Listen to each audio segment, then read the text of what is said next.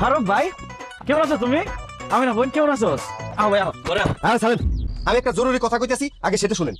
কি কথা ভাই কও? যে বেতন পাই ওই বেতন দিয়ে আমার সংসার আর কোনোভাবেই চলতেছে না।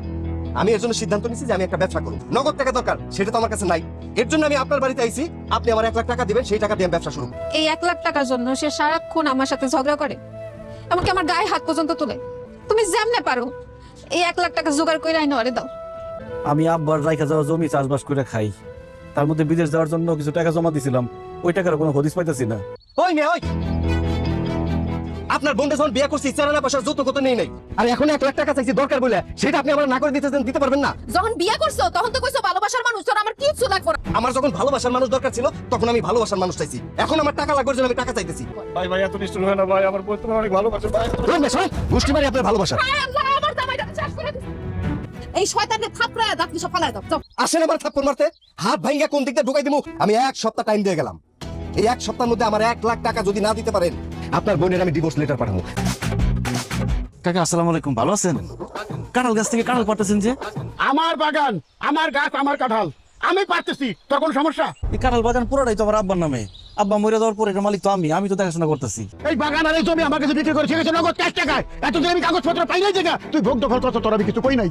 আজকে থেকে কোনোদিন এই বাগানের মুখে আবি না, কই দিলাম। যা। আমার জামাইরে বোকা পায়া আপনি একটা বুঝ দিয়া জমি দখল করতে চান না? আমার জামাই বোকা হইলো, আমি বোকা না। এখনো কইতেছি ভালোই ভালো এখান থেকে জায়গা, তাহলে কিন্তু খাইয়া খাবো তুই রে। চাচা একদম ছেড়ে দিবেন না। জমি যদি আমার শ্বশুরের কাছ থেকে কিনে থাকেন তো দলিল দেখান, দেখান দলিল। এই তোর দল দেবো কেন? তুই কে? এই জমির মালিক আমার স্বামী। আপনারা এখান থেকে বাইরে হন, নাইলে কিন্তু তুমি কথা কইতেছ না কিসের জন্য? আপনার এই জমি থেকে চলে যান, জমির মালিক তো আমি। এই জমি থেকে তোরা দুইটা সরে যা। এই দাও দেখতেছিস না, কুপায় গাছ থেকে কল আলাদা করে দেবো। যা। এই জমি তাও আমি দখল করতে দিব না। এই মহিলা, তোর বোনের বেলা শখ হয়েছে? হ্যাঁ, এই বাড়িটা কেন গেছে? খারিস হচ্ছে টুকা টুকা দিয়ে ফেলা কুপাইয়া। যা। জামাই পাশে টাকা কি হইছে? আমি ভাগো, হ্যাঁ? পান্ডা আয় ভাই আমার ছাড়া হাত দে। এই যা, যা।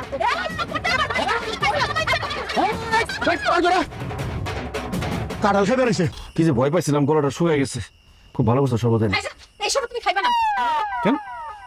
কারণ এই শরবতে বিষ মিশানো আছে। তুমি কি শরবতের মধ্যে বিষ মিশাইছো? হ্যাঁ, তো বিষ মিশানো শরবত তুমি আমার খাইতে দিছো কেন? তোরে মাইরা ফলানোর জন্য। তুই একটা ভীতু কাপুরুষ। তোর চাচা আর চাচতো ভাই জমি দখল করে ফেলাইতেছে, আমরা দুই মাইয়া যায় মারামারি করে আইছি, আর তুই ভয় দৌড় দিছস না? তুই এখন শরবত খাইয়া মরবি, তারপর আমি আরেকটা বিয়ে নেবিস। না না না না, বিষ খাবো না, বিষ খাবো না। আমি আমার চাচা আর চাচতো ভাইয়ের কাছ থেকে ওই বাগান আমি তোমার ফেরত এনে দিবো। কেমনে ফেরত এনে দিবা? চেয়ারম্যান খুব ভালো করে জানে ওই জায়গার মালিক আবার আব্বাই।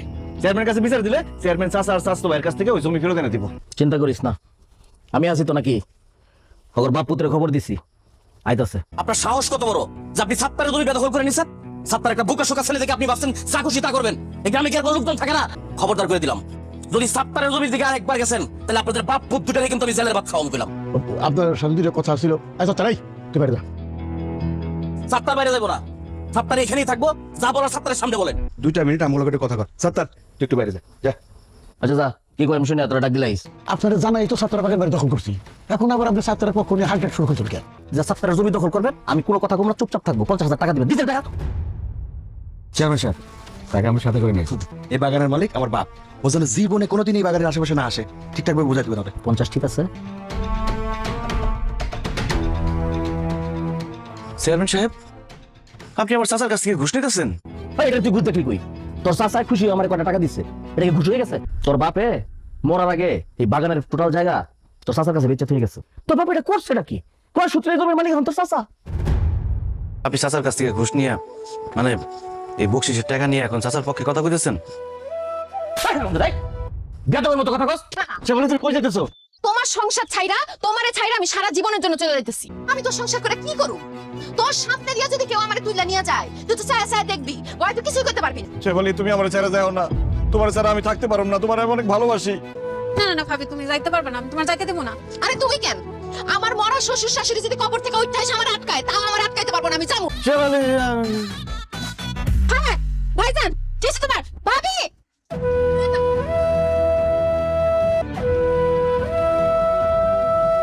আজকে থেকে আপনার যা যা খেতে মন চাইবে খাবেন, আর যা যা করতে ইচ্ছা হবে করবেন।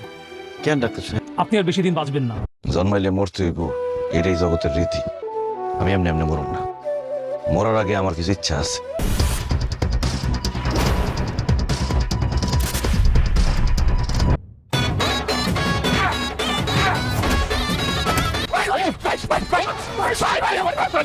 ভাই আমার মাফ করে দেন ভাই। আর টাকা পয়সা দিয়ে আমাদের এনতে এইভাবে বাটপারি চিটারি করে নিতে টাকা পয়সা কি দেবো? দিয়ে দিমু কবে দেবে? আপনি এখন এই মুহূর্তে আমার জমি থেকে ভাগেন, সরেন। কি কইলি তুই? এই বাগান থেকে আমি তো এরকম শেষবারের মতো কইতাছি চাচা, আমার বাগানের দখল ছাইরা দেন। তুই আমার চাচা, তুই থাকবি আমার বাবার জায়গায়। আমার বাপ মারা যাওয়ার আগে তোর হাতে আমার তুলে দিয়ে গেছে। দিনের পর দিন তুই আমার অত্যাচার করছস, আমার সব কিছু দখল করছস, আমার জায়গা জমি দখল করছস, আমার গাছ দখল করছস। আমি ভুল করছি, অন্যায় করছি বাবাজি। এই ভুল আর জীবনে কোনদিন করুক না। আমি এখন এই বাগানের দখল ছেড়ে দিলাম বাবাজি। ভাইজান ডাকছো? হ্যাঁ, তুই কালকে সকালবেলা কাপড় চোপড় সব গুছায় তোর শ্বশুর বাড়িতে যাবি। তোমার ভাইয়ের কাছ থেকে তো 1 লাখ টাকা আনার কথা ছিল, আনছো? না আম্মা, কোনো টাকা আনি নাই। তোরে মাত্র 1 লাখ টাকা আনতে কইছি তোর ভার কাছ থেকে, তুই সেই টাকাটা নিয়ে আসতে পারোস নাই। তুই ঢ্যাং ঢ্যাং ঢ্যাং ঢ্যাং করতে করতে আমার বাড়িতে আইছস আমার লগে সংসার করতে। তুই যদি টাকা না আনতে পারোস তোর লগে আমি সংসার করব না, তোর আমি তালাক দিমু। 1 লাখ যতক্ষণ লোভে আমার বোনের গায়ে হাত তুলছস, তোর এসকে আমি জানি মেরে ফেলাম। ডাক্তার আমার কয়ে দিচ্ছে আমি এমনিতেও বেশি দিন বাঁচুম না। ওই যখন যাবো আপনার পুলারে মাইরা ফাঁসিতে তুলতে আমার কোনো সমস্যা নাই। এই মার বুদ্ধিতে আমি আপনার কাছে যৌতুক চাই। তুই তাহলে আসল ঘষে দেবে গম, তোর এসকে আমি জানি মেরে ফেলাম। আমি আর জীবনে তোমার বোনের গায়ে হাত দিব না। আমি আমার এবারে মুখে মাফ করে দাও। 15 জন্মে ওই আপনাকে বিদেশ নিয়ে যেতে পারবো না, কারণ ও একটা বাটপার, ও একটা সিটার, ও একটা টাউট। মানে বিশ্বাস করেন আমি তার কাছ থেকে কোনো টাকা পয়সা কিনি, সেটা মিথ্যা কথা বলছি, সেটা মৃত্যু। আমি মিথ্যাবাদী। বাচ্চা তো জানি মেরে ফেলাম একদম আজকে। তুই এখন এই মুহূর্তে আমার টাকা ফেরত দিবি, নাহলে আজকে তোর আমি জানি মেরে ফেলাম। তুই যে অন্যায় করছস, তুই যে অপরাধ করছস, তোর শাস্তি পাইতে হইব। আর তোর শাস্তি হলো তুই পুরুষ মানুষ হয়ে মহিলা রাতে মাই খাবি। এই শালার পুতের ইচ্ছা মতো বানাও। আমি তোরে না জানাই তোর কাছে থেকে একটা কাটা চুরি করে খাইছি রে ভাই।